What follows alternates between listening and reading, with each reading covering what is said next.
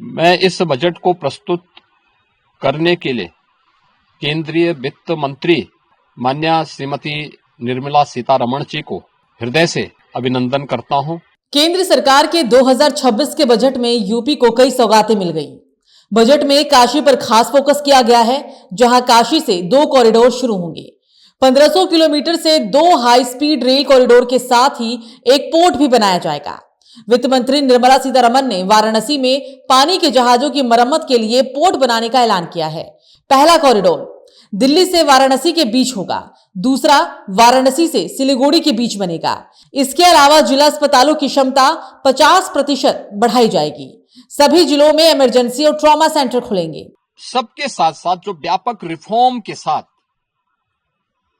अलग अलग सेक्टर में रिफॉर्म को लेकर के जो बजट प्रस्तुत किया गया है, यह आम नागरिकों के जीवन को सहज और सरल बनाने में मदद करेगा।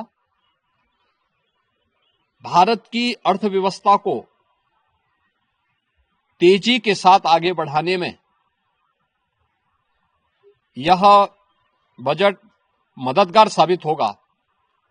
युवाओं के लिए, महिलाओं के लिए, अन्नदाता किसानों के लिए, उद्यमियों के लिए, आम नागरिक के लिए भी ये नए अवसर को प्रदान करने वाला बजट है। प्रदेश के सभी 75 जिलों में एक गर्ल्स हॉस्टल बनाया जाएगा। 5 लाख से ज्यादा आबादी वाले शहरों के इंफ्रास्ट्रक्चर को 12.2 लाख करोड़ से डेवलप किया जाएगा। इस कैटेगरी में लखनऊ, अयोध्या, गोरखपुर समेत 25 शहर आएंगे। छोटे तीर्थ स्थलों को भी विकसित किया जाएगा। केंद्र ने सेमीकंडक्टर 2.0 की शुरुआत की है। इसके लिए नोएडा में सेमीकंडक्टर पार्क बन रहा है। देखिए, बजट तो सही अगर सुनने में देखा जाए तो अच्छा ही है। जैसा कि अनाउंस किया है कि भाई कॉरिडोर बना रहे हैं, रेलवे के कॉरिडोर बनाएंगे, उससे फायदा होगा। बच्चियों के लिए, लड़कियों के लिए हॉस्टल और कॉलेजेस की व्यवस्था जो की जा रही है बजट में, जो प्रावधान रखा गया है, उससे बच्चों को फायदा होगा। शिक्षा अच्छी होगी तो देश अपने आप तरक्की करेगा, और देश तरक्की करेगा तो सबका तरक्की होगी। और विश्व में जैसा कि हमारे मोदी साहब अनाउंस करते हैं कि हमारी अर्थव्यवस्था नंबर 1 पे आ जाएगी, तो उस दृष्टिकोण से देखते हुए अच्छा बजट दिया हुआ है। यानी केंद्र सरकार के वर्ष 2026 के आम बजट में चुनावी राज्य उत्तर प्रदेश पर विशेष फोकस देखने को मिला है। वित्त मंत्री निर्मला सीतारमण ने अपने बजट भाषण में यूपी के लिए कई बड़ी घोषणाएं की है। योगी सरकार ने इस बजट की तारीफ की है। आशाओं का बजट है और एक स्थायी अर्थव्यवस्था के सुधार का बजट है।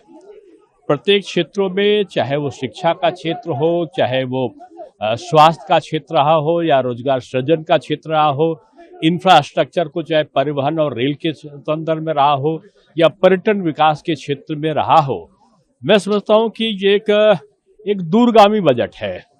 और इस बजट के जो परिणाम है, वो चाहे युवा हो, किसान हो, महिलाएं हो, इनको जो प्राथमिकता देकर किया गया है, मैं समझता हूं कि एक जो हमारी अर्थव्यवस्था है उसका एक ईमानदार एक्सरे है।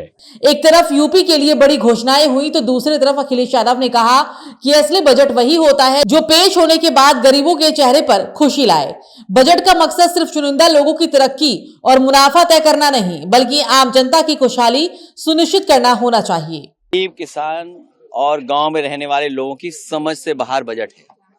जो एक्सपेक्टेशंस थी आपकी, क्या आपको लगता है कि एक भी पॉइंट उसमें से कहीं पर ये गरीब का पेट कहीं नहीं भर सकते है। ये बजट गरीब का पेट नहीं भर सकता। नौकरी रोजगार दिए नहीं, नौकरी रोजगार कहाँ दिए? अभी भी बड़े पैमाने पे नौजवान बेरोजगार है। सपने दिखाने वाला बजट है। ये केवल और केवल झूठी बात करती है सरकार। आप देख सकते हैं, अभी कुछ दिन पहले सोने का दाम पूरी तरीके से गिर गया, चांदी का दाम गिर गया, और अभी आज 1600 सेंसेक्स गिर गया, 1600 पॉइंट नीचे सेंसेक्स गिर गया। इससे पूरी तरीके से ये देश बर्बादी की तरफ जा रहा है। और झूठे ये बजट केवल प्रस्तुत करके जनता को केवल गुमराह करने का और जनता को बेवकूफ बनाने का काम कर रहे हैं। पर जनता समझ चुकी है कि ये बहुरूपीय लोग हैं, दिखावटी लोग हैं, जो देश को बर्बाद कर रहे हैं। भले ही बजट पर विपक्ष के सवाल हो, लेकिन छोटे शहरों और कस्बों के लिए बजट 2026 उम्मीदों की एक नई किरण लेकर आया है। केंद्र सरकार ने साफ संकेत दिया है कि अब विकास की रफ्तार सिर्फ मेट्रो शहरों तक सीमित नहीं रहेगी। टीआर 2 और टीआर 3 शहरों के साथ साथ अयोध्या, वाराणसी और मथुरा जैसे प्रमुख धार्मिक शहरों की क्षमता बढ़ाने के लिए 5,000 करोड़ खर्च करने का ऐलान किया गया है।